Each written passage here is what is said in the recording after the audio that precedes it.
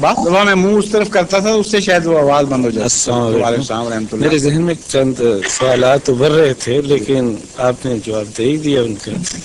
جزاک اللہ. مگر پھر بھی کوئی باقی ہو تو پوچھیے. آپ باقی ایک یہ بات ہے، جب میں برمنگھم سے آ رہا تھا تو دوست اپنے آدم چغتائی صاحب جنہوں نے ابھی دل کا آپریشن کروایا ہے تو آپ کی تعریف ارشاد کر رہے تھے، تو میں نے کہا یار اس کو اشعار میں لکھ دیتا ہوں. تو وہ پھر بدی کہیں اگر اجازت ہو تو پڑھ دیں. اچھا آپ شاعر ہیں ماشاءاللہ. ویسے اگر میرے متعلق کہیں تو میں تو بڑا امبیرس محسوس کرتا ہوں، اسی لیے اجازت چاہتا ہوں. عرض کیا یہ فی البدی کہے گئے ہیں، ہو سکتا ہے کہ آپ قبول فرمائیں یا نہیں. جی فرما دی چلیں. عقیدت کی بات ہے صدا بیمار غم کو ایک ضرورت آپ کی. اکثر آپ کی راحت فردوس برین ہے زیارت آپ کی. آپ کی الفت کا مرکز کیوں نہ ہو سینہ میرا. آپ کی الفت کا مرکز کیوں نہ ہو سینہ میرا. بس سینہ بیمار غم پر ہو عنایت آپ کی. حاضر و ناظر خدا کو ماننے والے تمام ہیں سرنگو عمل پیرا بر نصیحت آپ کی. مل گیا نظروں کو آخر ایک سرور جاویداں. مل گیا نظروں کو آخر ایک سرور جاویداں. سرچشمہ الفت جو دیکھی ہے، دیکھی جو صورت آپ کی. اے نفرت و بغض و ریا حسد سے نہ آشنا ہے، دشمنوں پہ بھی رحم کرنا جو بلت آپ کی. اے سراپا نور و برکت ہے مسیحا زماں. باغ رحم و کرم کی جانب ہے دعوت آپ کی. یا مساوات و حریت و مروت کا پیام ہر طرف پھیلائے جائے بس کہ ملت آپ کی. ہے یقین کامل میرا وہ لوگ بخشے جائیں گے. بس آ گئی جن کو میسر نیک صحبت آپ کی. عظمت جانا پہ کیوں نہ جانو دل قربان ہو. صحرا بھی جب سرسبز ہوں جب ہو عنایت آپ کی. آپ کی ذات گرامی نور ہی بس نور ہے. عہد ظلمت میں نمایاں ہے کرامت آپ کی. دس سے مساوات و حریت و مروت کا پیام ہر طرف پھیلائے جائے بس کہ ملت آپ کی. غیرت ماہ منور غیرت حاتم بھی آپ. غیرت ماہ منور غیرت حاتم بھی آپ. روشنی حاتم بھی مانگے یہ ہے صورت آپ کی. آپ کی ذات گرامی نور ہی بس نور ہے. آپ کی ذات گرامی نور ہی بس نور ہے. عہد ظلمت میں نمایاں ہے کرامت آپ کی. آپ کے فرمان میں ہے نور یزدان کا ظہور.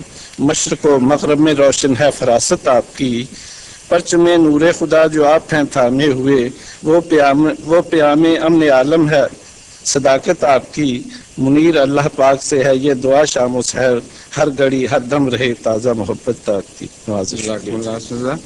یہ سوال تو نہیں ہے مگر اس کے متعلق کچھ میں تھوڑی سی بات کہوں گا آپ کی خدمت میں.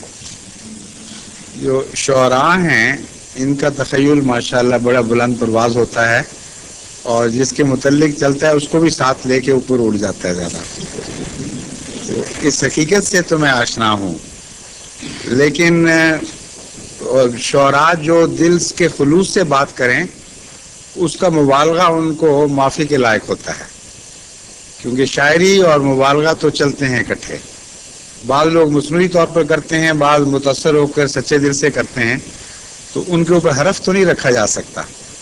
لیکن اس میں شک نہیں کہ زیادہ اونچا اٹھتے ہیں اس حقیقت سے جس کے متعلق اپنے خیال کا اظہار کر رہے ہوتے ہیں.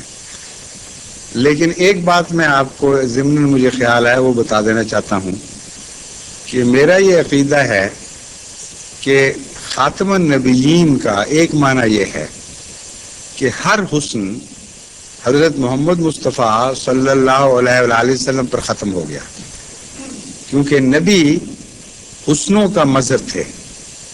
خدا کا حسن نبیوں کی صورت میں جو چمکا ہے ان سب کا مجمع، ان سب کو اکٹھا کرنے والا، ان سب کا خاتم حضرت محمد مصطفیٰ صلی اللہ علیہ وسلم تھے. جس کا یہ مطلب ہرگز نہیں کہ حسن ختم اس طرح کر لیا جس طرح سیاہی چوس جاتا ہے، بلکہ اس طرح حسن ختم کیا ہے جس طرح سورج سب روشنی کا منبع بن جاتا ہے اور ہر چیز میں اس کی جھلک پیدا ہوتی ہے. جتنی زیادہ ہو اتنا وہ زیادہ چمکتا ہے.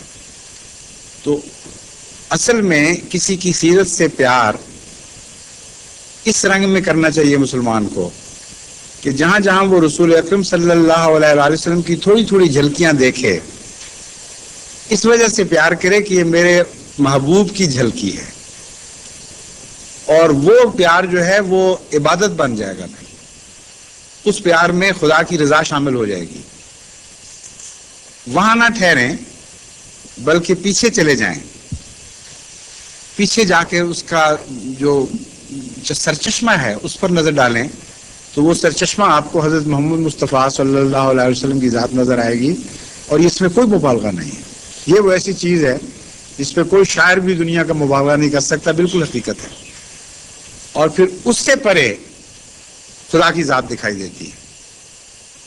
یہ ہے خلاصہ خاتمیت کا، جس پر ہمارا سارا ایمان سر سے پاؤں تک سارے وجود کا ایمان ہے، اور اسی میں حقیقت ہے۔